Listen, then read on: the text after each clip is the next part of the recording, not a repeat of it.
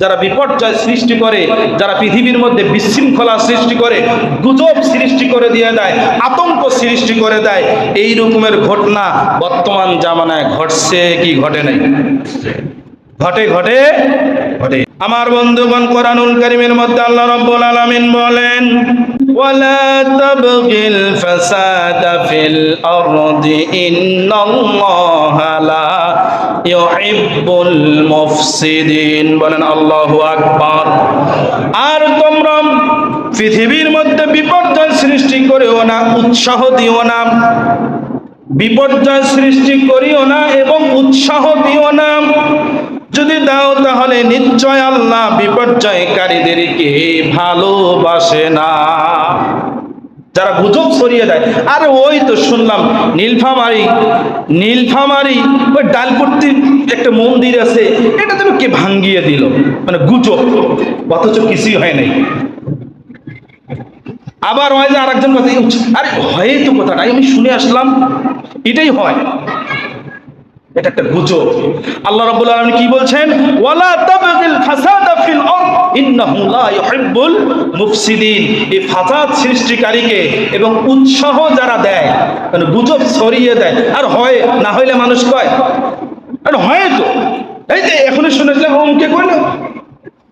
এই গুজব সৃষ্টিকারী ব্যক্তিকে আল্লাহ তাআলা ভালো বাসে না। শুধু তাই নয়, আল্লাহ রাব্বুল আলামিন বলছেন, ইন্নাল্লাহা লা ইসলিহু আমালাল মুফসিদিন। আল্লাহ তাআলা বলছেন, অবশ্যই ফাসাদ সৃষ্টিকারীদের কার্যক্রম সংশোধন করে দেন না। তাদের কার্যক্রম তাদেরকে সংশোধন করে দেন না। আল্লাহ কি সংশোধন করে দিবে, না নিজেকেই সংশোধন হতে হবে?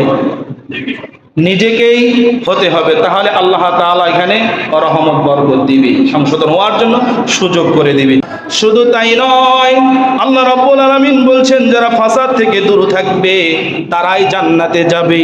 গুজব থেকে যারা দূরে থাকবে, উৎসাহ উৎপাদনা দেওয়া থেকে দূরে থাকবে, ভালো কাজ করে যাবে, গুজব সৃষ্টি করে দিবে না, তুলপাল করে দিবে না, আল্লাহ রাব্বুল আলামিন বলতেছেন তাদেরকে আমি জান্নাতে প্রবেশ করাবো।